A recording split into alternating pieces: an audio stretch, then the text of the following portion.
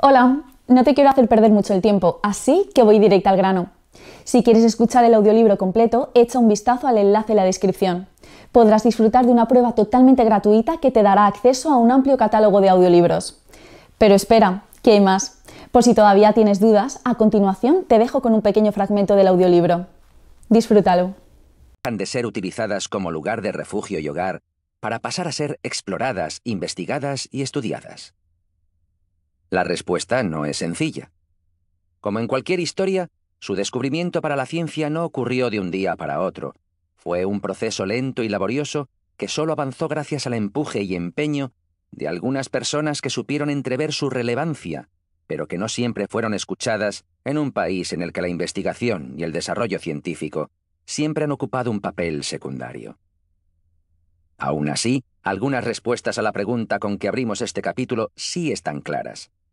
Las cuevas de Atapuerca, habitadas desde hace más de 1,2 millones de años, dejaron de ser hogar y refugio para los humanos desde finales de la Edad del Bronce, en el siglo VII a.C., justo cuando entre ellos comenzó a extenderse por la península una cierta especialización según los trabajos que se realizaban: agricultores, metalúrgicos, artesanos. Y por este motivo se vislumbraba una incipiente separación de clases sociales, así como el establecimiento de jefaturas en las poblaciones.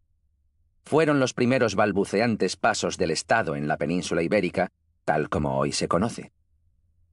Con estos cambios, la llamada cultura de las cuevas dio paso a otro tipo de asentamientos humanos: los castros, unos poblados situados generalmente en lo alto de una colina o en territorios poco accesibles, protegidos por defensas naturales, que dominaban los valles y cursos de agua y solían rodearse de murallas.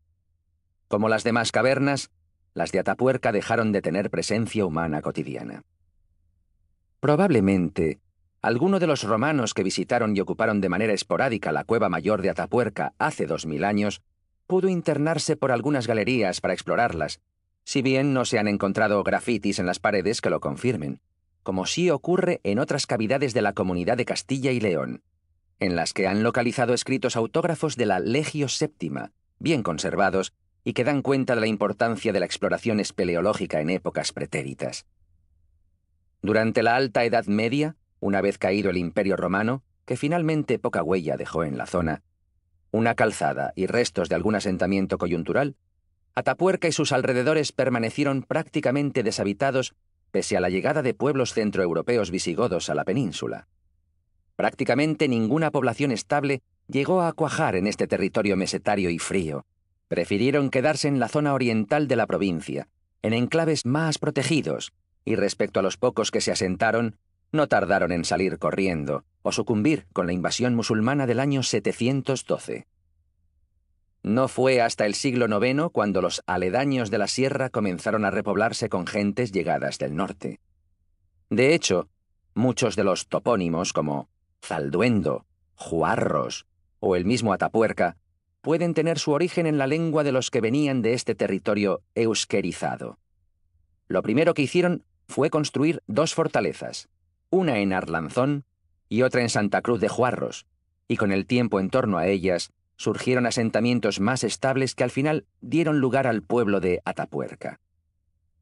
En el año 963 ya hay documentos que hablan del topónimo Sierra de Atapuerca, una referencia a las dos puertas, el cruce de caminos que poco a poco iba recuperando su papel en la historia. Se trata de unos manuscritos en los que la hija de Fernán González, conde de Castilla, dona algunos territorios en los que se menciona expresamente una iglesia, la de San Vicente, que estaba situada en la misma cumbre de la sierra. Hoy no queda ningún vestigio de ella. Esta mención nos hace pensar que se trataba de un lugar sacro, quizás heredado desde la prehistoria, apunta Ana Isabel Ortega, investigadora del equipo de Atapuerca, miembro del grupo espeleológico Edelweiss, GEE, y una de las personas que más saben de la historia de este lugar. Curiosamente, aún hoy se mantiene la división entre los términos municipales de Ibeas de Juarros y Atapuerca, justo donde debieron estar las ruinas de aquel templo. Ana Isabel lleva varias décadas tirando del hilo del tiempo de la sierra. Apenas contaba 19 años cuando, como miembro de Edelweiss, comenzó a internarse por su laberinto para recoger fragmentos de cerámicas. Finalmente, ha acabado siendo arqueóloga del proyecto, autora del estudio geológico y, además, investigadora de la historia de los últimos 2 milenios de este territorio, que es como decir el último segundo del último minuto de todo lo que contiene este lugar. Para rescatar ese pasado reciente, nuestra colega tuvo que indagar en los archivos de todos los municipios de la Junta de Juarros y del Valle del Pico, a la vez que sumergirse en cientos de documentos en la Biblioteca Nacional o en instituciones de Gran Bretaña. El resultado formó parte de su tesis, un trabajo que, según comenta, fue intenso pero gratificante, porque le permitió descubrir a personajes fascinantes. Tierras del Cid. Atapuerca, aquella sierra olvidada durante siglos, acabaría convertida en parte del Camino de Santiago a partir del siglo XI, cuando los reyes navarros situaron su corte en Nájera e hicieron unas obras en el transitado camino para desviarlo hacia el sur, de forma que pasara por Santo Domingo de la Calzada y Belorado. Eran territorios de Fernán González y de la familia del Cid, y el complejo que hoy es Cueva Mayor, Cueva del Silo, pasaría a tener una presencia importante en la vida de aquellas gentes. Poco después, en 1054, los ejércitos de Fernando I de Castilla se enfrentarían allí a los de su hermano García de Navarra, pues era la frontera entre los dos reinos que querían controlar ese importante cruce de la Bureba, desde el que se divisan en los días claros, a la derecha, los picos de Europa, y a la izquierda, la Sierra de la Demanda.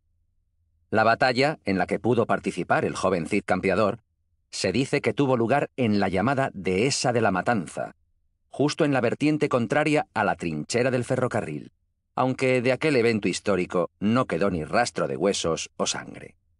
Tan solo un monolito de piedra, conocido como Piedrahíta, que recuerda el sangriento suceso.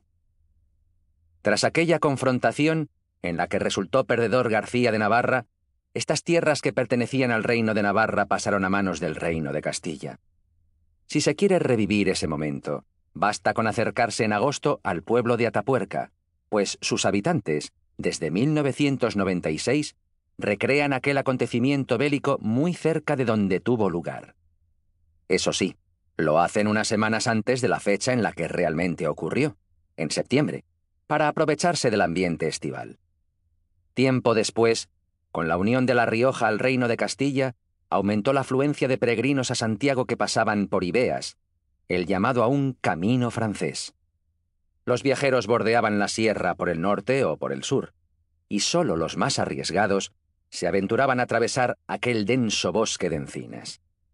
En el siglo XIX, unas obras en la carretera de Burgos a Logroño sacaron a la luz un pequeño alijo de monedas de oro medievales, florines y ducados venecianos que probablemente más de un peregrino extranjero dejó escapar de su calzón en su viaje hacia el santuario gallego.